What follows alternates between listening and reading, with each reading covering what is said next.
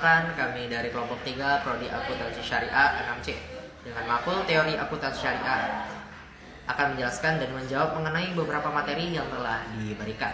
Sebelum itu, perkenalkan anggota kami, saya Muhammad dari Nugraha dan teman saya Indra Maulana dan Farisi.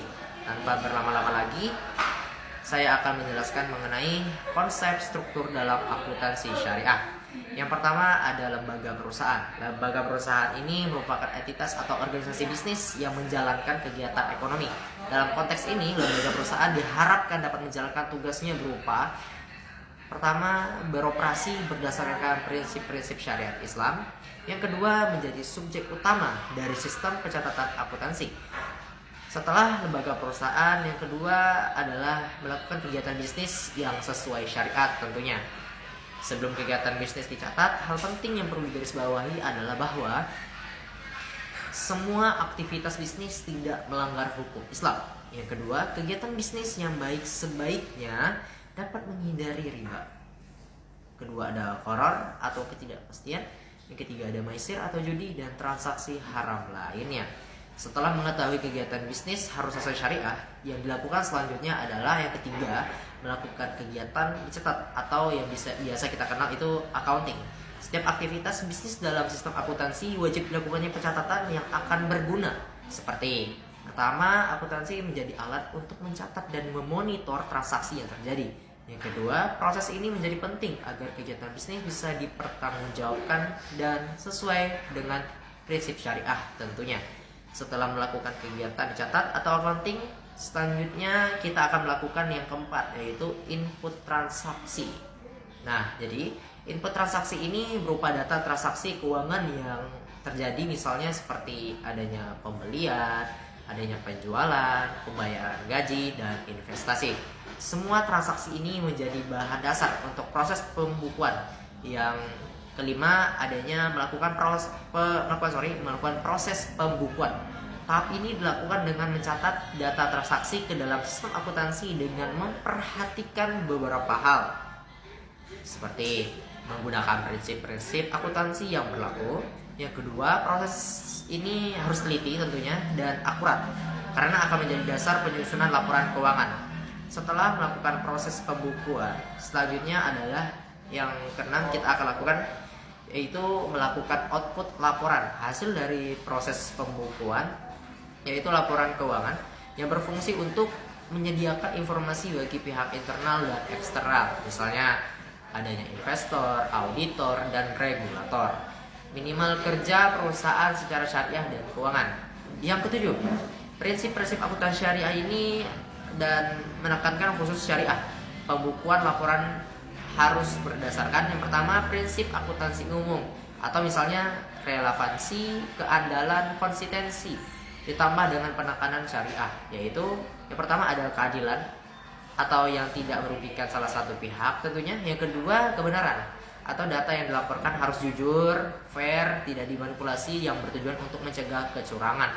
Yang ketiga, penegakan syariah, memastikan bahwa segala aktivitas dan pelaporannya sesuai dengan nilai-nilai Islam. Kesimpulan yang dapat diambil adalah struktur ini menunjukkan bagaimana sistem akuntansi syariah bekerja, dimulai dari kegiatan bisnis yang harus halal, dicatat dengan akuntansi yang benar, dan menghasilkan laporan yang adil, jujur, serta sesuai syariah. Dan yang kedua, dalam akuntansi syariah terdapat berbagai jenis akad yang terbagi menjadi dua juga, yaitu akad yang bersifat profit atau tijarah dan akad yang bersifat non-profit, yakni tabarruk. Akad yang bersifat profit atau tijarah memiliki berbagai jenis, yaitu pertama, murabahah atau akad jual beli dengan margin yang disepakati kedua belah pihak. Yang kedua ada akad salam, pembelian barang dengan pembayaran di muka, barang diserahkan kemudian. Yang ketiga ada istisna, yaitu pemesanan barang manufaktur atau konstruksi dengan spesifikasi tertentu. Yang kedua, adapun ada jenis akad-akad tabarruk, yaitu memiliki berbagai jenis, yaitu mudharabah atau kerjasama antara pemilik modal, sohibul mal, dan pengelola mudarib. Apabila terdapat kerugian, ditanggungjawabkan oleh pemilik modal. Yang kedua ada musyarakah, dua pihak atau lebih bekerja sama dalam modal dan pengelola usaha. Jika terdapat resiko maka akan dibagi menjadi secara proporsional, ya sejenis investasi lah. Yang ketiga ada ijaroh, akad sewa atas manfaat suatu barang atau jasa dengan imbalan tertentu. Objek sewa menjadi milik pemilik tetapi dimanfaatkan oleh penyewa. Materi selanjutnya akan dilanjutkan oleh teman saya. Baik, yang pertama adalah akad ijarah atau akad komersial. Akad ijarah adalah akad yang bertujuan untuk mencari keuntungan atau laba dan dilakukan berdasarkan prinsip saling menguntungkan. Jenis-jenis alat akad ijarah yaitu adalah yang pertama murabahah, akad jual beli dengan menyebutkan harga pokok dan margin keuntungan yang disepakati. Biasanya digunakan dalam pembiayaan barang konsumtif. Yang kedua adalah mudharabah, yaitu akad kerjasama antara pemilik modal si mulbal dan pengelola usaha atau mudharib. Keuntungan dibagi sesuai kesepakatan. Kerugian ditanggung pemilik modal kecuali akibat kelalaian mudharib. Yang ketiga adalah musyarakah, akad kerjasama antara dua pihak atau lebih yang masing-masing menyumbang modal. Keuntungan dan kerugian dibagi sesuai porsi modal atau kesepakatan. Yang kedua, ijarah, akad sewa menyewa barang atau jasa. Jika objeknya adalah barang, maka disebut ijarah al-ain. Sedangkan jika jasa, maka disebut ijarah al-khidmat. Yang kelima adalah salam, akad jual beli dengan pembayaran di muka dan penyerahan barang di masa depan. Cocok untuk produk pertanian atau barang yang dibuat berdasarkan pesanan. Yang selanjutnya adalah istisna, akad pemesanan barang manufaktur dengan kriteria dan waktu tertentu. Biasanya digunakan dalam proyek konstruksi atau pembuatan barang industri. Yang kedua adalah akad tabaru. Akad tabaru adalah akad yang bertujuan untuk tolong-menolong dan sosial tanpa mengharapkan keuntungan finansial. Pihak yang memberi melakukannya secara ikhlas dan sukarela. Adapun jenis-jenis akad tabaru, yang pertama adalah qard, akad pinjam meminjam uang tanpa imbalan. Peminjam berkewajiban mengembalikan sebesar yang dipinjam. Yang kedua adalah hibah, akad pemberian harta secara sukarela tanpa imbalan sebagai bentuk hadiah atau pembelian. Yang ketiga adalah wakalah, akad perwakilan di mana satu pihak memberikan kuasa kepada pihak lain untuk melakukan tindakan hukum tertentu. Yang keempat adalah wadiah, akad titipan barang di mana pihak penerima titipan bertanggung jawab menjaga barang tersebut. Yang kelima adalah kafalah, akad penjaminan di mana suatu pihak menjamin pihak lain dalam satu kewajiban atau hutang. Yang terakhir adalah hawalah, akad pengalihan utang dari pihak yang berutang kepada pihak lain yang bersedia menanggung utangnya. Jualah, akad janji imbalan kepada siapapun yang bisa menyelesaikan tugas tertentu, misalnya mencari barang hilang. Jawaban nomor 4 adalah pemaknaan akuntansi dapat dilihat dari 3 perspektif berbeda, sebagai seni, sebagai ilmu, dan sebagai teknologi. Masing-masing memberikan pemahaman yang berbeda terhadap hakikat dan fungsi akuntansi dalam praktik bisnis dan keuangan. Yang pertama adalah akuntansi sebagai seni. Maknanya, akuntansi sebagai seni menekankan pada kemampuan subjektif dan keterampilan praktis dalam mencatat, mengklasifikasikan, menyajikan, dan menafsirkan data keuangan.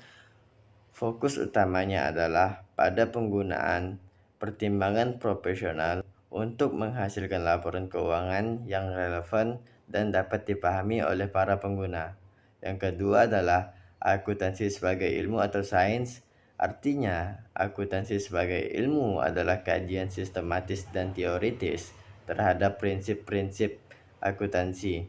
Ia menyusun teori-teori akuntansi berdasarkan observasi, eksperimen, dan logika yang bisa diuji dan diterapkan secara umum. Yang ketiga, akuntansi sebagai teknologi. Artinya, penerapan pengetahuan dan metode akuntansi menggunakan alat, sistem, dan perangkat lunak berbasis teknologi untuk mengotomatisasi proses akuntansi dan efisiensi serta akurasi.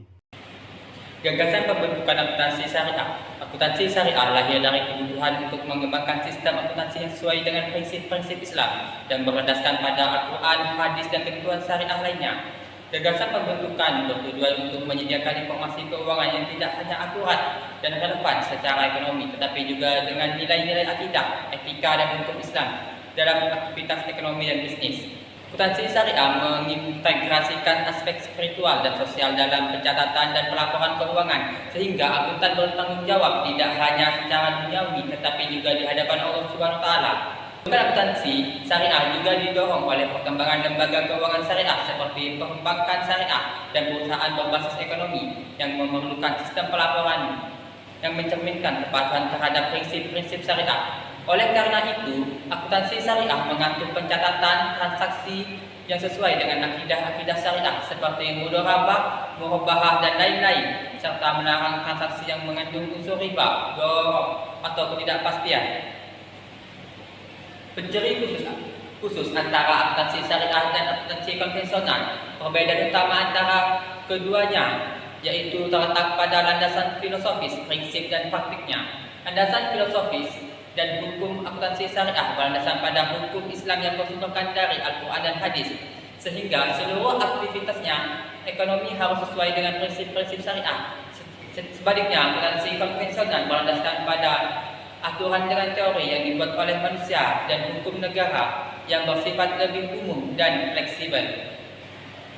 Prinsip dan nilai yang dianut akuntansi syariah menekankan prinsip keadilan, tanggung jawab sosial, dan kebenaran yang berlandaskan syariah, serta menghindari transaksi yang dilarang seperti riba, judi, dan barang haram. Akuntansi konvensional lebih fokus pada maksimalisasi keuntungan dan menggunakan prinsip ekonomi sukaler tanpa batas jenis transaksi. Sifat transaksi dan akad akuntansi syariah hanya mencatat dan mengelola transaksi yang sesuai dengan akad syariah, misalnya mudharabah, musyarakah, dan mudharabah. Sementara akuntansi konvensional mencakup semua jenis transaksi, mempertimbangkan aspek agama. Pengukuran dan pelaporan dalam akuntansi syariah. Uang dipandang sebagai alat tukar, bukan komoditas yang diperdagangkan untuk keuntungan, dan pelaporan mengintegrasikan aspek finansial dalam non-finansial seperti tanggung jawab sosial dan kepatuhan syariah. Sedangkan akuntansi konvensional memisahkan aspek finansial dan non-finansial dan lebih menekankan pada laporan keuangan yang mengembangkan kinerja ekonomi semata. Tanggung jawab akuntan syariah memiliki kesadaran akan pertanggungjawaban di hadapan Allah SWT dan tidak dapat mengabulkan permintaan yang menyimpang dari hukum syariah. Sedangkan akuntansi konvensional bertanggung jawab pada standar profesional dan regulasi yang berlaku secara duniawi. Pengungkapan dan transaksi akuntansi syariah menuntut transparansi dalam mengungkapkan informasi yang mencerminkan kepatuhan terhadap prinsip syariah dan aspek etis. Sedangkan akuntansi konvensional lebih fokus pada kepatuhan terhadap standar regulasi keuangan dan kebutuhan pemangku kepentingan finansial. Perbedaan pilar standar akuntansi keuangan di Indonesia dari dulu hingga saat ini. Awal pembentukan standar pada tahun 1973, SAK di Indonesia mulai terbentuk dengan fokus pada penyusunan prinsip dan standar yang mengacu pada praktik akuntansi umum atau sering disebut GAAP dan disesuaikan dengan kebutuhan pasar modal yang baru aktif. Prinsip akuntansi Indonesia sebelum 1994, standar yang berlaku dikenal sebagai Prinsip Akuntansi Indonesia atau yang disebut dengan PAI yang berdoman kuat pada GAAP dan lebih bersifat prinsip baku. Perubahan dari PAI ke SAK pada tahun 1994. Pada tahun 1994, PAI direvisi menjadi standar akuntansi keuangan yang lebih fleksibel dan mulai menyesuaikan dengan standar internasional, menandai pergeseran dari prinsip baku ke standar berbasis prinsip. Pembentukan Dewan Standar Akuntansi Keuangan atau yang disebut DSAK 1998. Komite SAK berubah menjadi DSAK yang memiliki otonomi penuh dalam penyusunan dan pengesahan standar. Peningkatan profesionalisme dan independensi dalam pengembangan standar. Dengan IFRS 2008 sampai 2015. Indonesia mendeklarasikan program konvergensi dengan IFRS sejak 2008 dan mulai 2015 SAK sudah sangat diselaraskan dengan IFRS, mengadopsi konsep nilai wajar, keterbukaan informasi dan pertimbangan profesional. Standar akuntansi keuangan saat ini terdiri dari 4 pilar. Yang pertama, PSAK IFRS untuk entitas publik dan besar. Yang kedua, SAK ETAP untuk entitas tanpa akuntabilitas publik signifikan. Yang ketiga, PSAK Syariah untuk lembaga keuangan syariah. Yang keempat, SAP untuk entitas pemerintah dan desa. SAK ETAP sebagai standar penyederhanaan. Sedangkan SAK ETAP dirancang untuk entitas kecil dan menengah yang tidak memiliki akuntabilitas publik signifikan, menyederhanakan pelaporan dan mengurangi beban administrasi. PSAK Syariah sebagai pilar khusus. PSAK Syariah dikembangkan berdasarkan fatwa MUI untuk mengakomodasi kebutuhan lembaga keuangan syariah yang tidak ada pada standar lama. SAP untuk akuntansi pemerintah. Standar akuntansi pemerintah menjadi pilar tersendiri yang mengatur pelaporan keuangan pemerintah pusat, daerah, dan desa, berbeda dengan standar untuk entitas bisnis.